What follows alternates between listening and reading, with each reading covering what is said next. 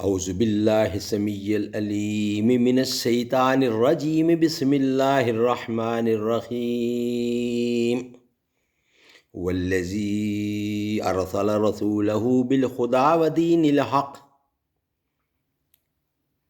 ودین الحق لیظہرہ علی الدین کلہ وکفی باللہ شہیدا محمد الرسول اللہ والذین معه اشداء علی الکفار رحماء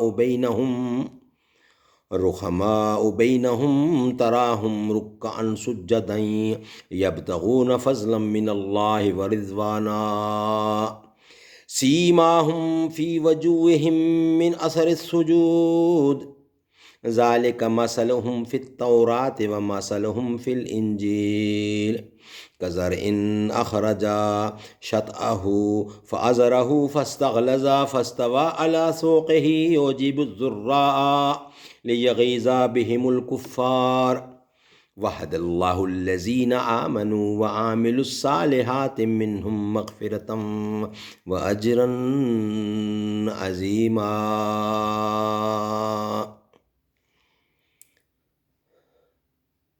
حامیم، پارہ 26واں،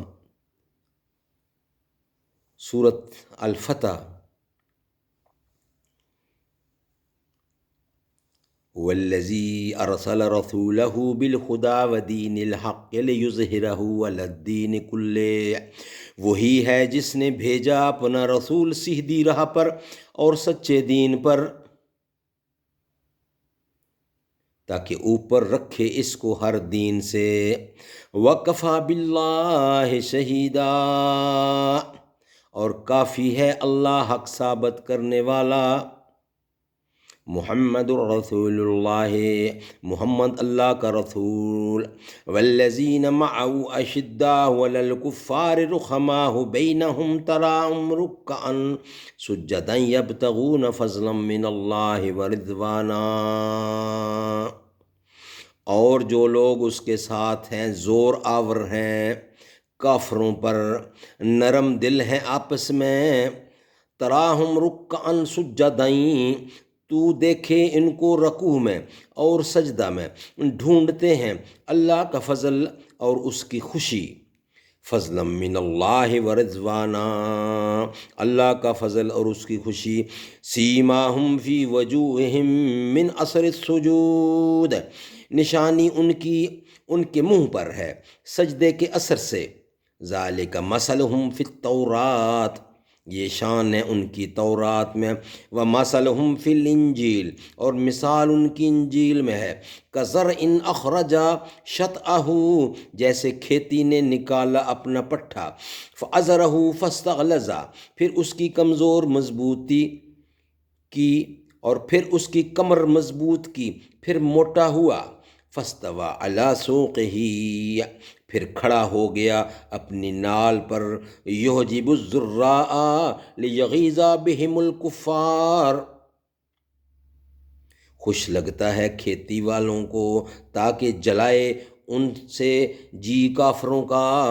وعد اللہ الذین آمنوا، وعدہ کیا ہے اللہ نے ان سے جو یقین لائے، وعملوا الصالحات، اور کیے بھلے کام اچھے کام، منہم مغفرۃ، معافی کا اور بڑے ثواب کا، اور کیے ہیں بھلے کام معافی کے، مغفرۃ واجرا عظیما، معافی کا اور بڑے ثواب کا۔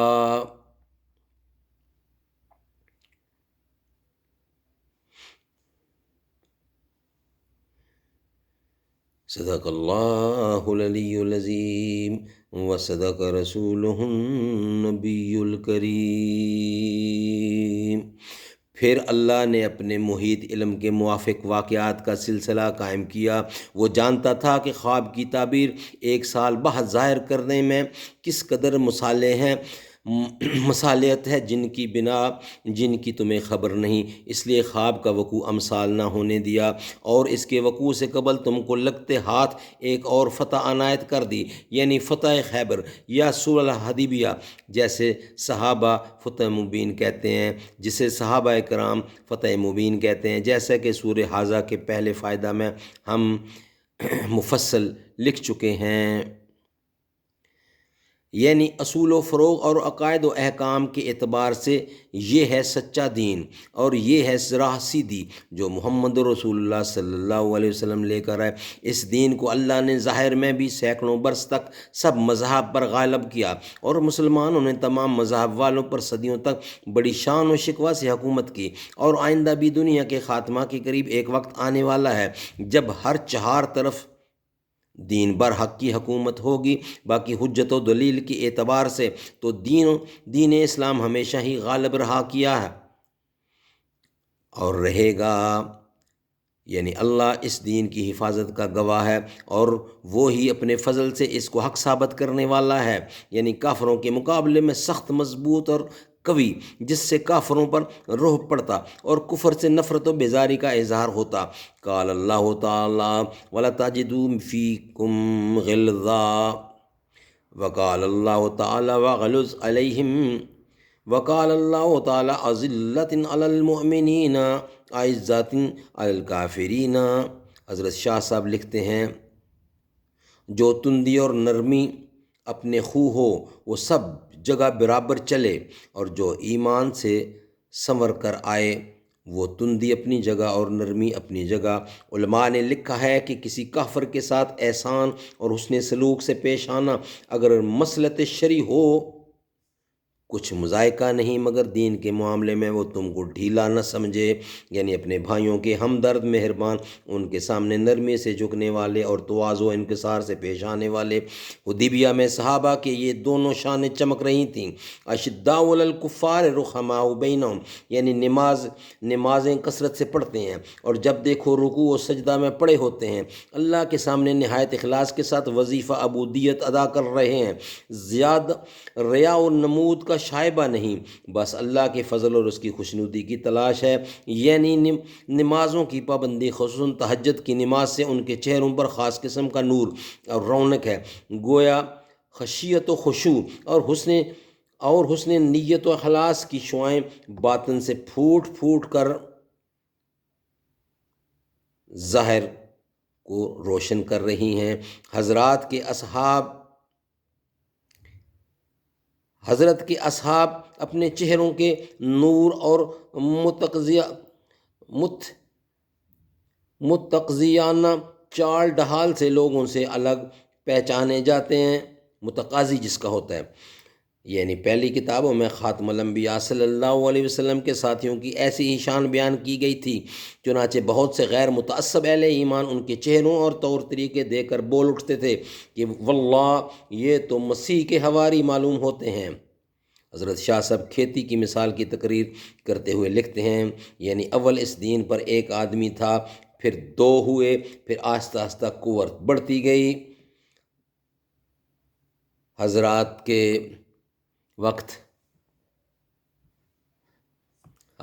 کے وقت میں پھر خلفاء کے عہد میں بعض علماء کہتے ہیں کہ اخرجہ شطعہ میں عہد صدیقی، فازرہ میں عہد فاروقی، فاستغلظہ میں عہد عثمانی، اور فاستوى علی سوقہ میں عہد مرتضوی کی طرف اشارہ ہے، جیسا کہ بعض دوسرے بزرگوں نے والذین معه اشداء علی الکفار رحماء بینہم تراہم رکعا سجدا کو علل ترتیب خلفائے اربعہ پر تقسیم کر دیا، مگر صحیح یہ ہے کہ یہ آیت تمام جماعت صحابہ رضی اللہ کی بحیثیت مجموعی مد و منقبت پر مشتمل ہے، خصوصاً اصحابہ بیت الرضوان کی، جن کا ذکر آغاز سورت سے برابر چلا آ رہا ہے۔ کھیتی کرنے والے چونکہ اس کام کے مبصر ہوتے ہیں، اس لیے ان کا ذکر خصوصیت سے کیا۔ جب ایک چیز کا مبصرہ اس کو پسند کرے دوسرے کیوں نہ کریں، یعنی اسلامی کھیتی کی یہ تازگی اور رونق کو بہار دیکھ کر کافروں کے دل غیظ و حسد سے جلتے ہیں۔ اس آیت سے بعض علماء نے یہ نکالا کہ صحابہ سے جلنے والا کافر ہے، صحابہ سے جلنے والا کافر ہے۔ حضرت شاہ صاحب لکھتے ہیں یہ وعدہ دیا ان کو جو ایمان والے ہیں اور بھلے کام کرتے ہیں۔ حضرت کے سب اصحاب ایسے ہیں، مگر خاتمہ کا اندیشہ رکھا۔ حق تعالیٰ بندوں کو ایسی صاف خوشخبری نہیں دیتا کہ نڈر ہو جائیں، اس مالک سے اتنی شاباشی بھی غنیمت ہے۔ صدق اللہ العلی العظیم و صدق رسولہ النبی الکریم۔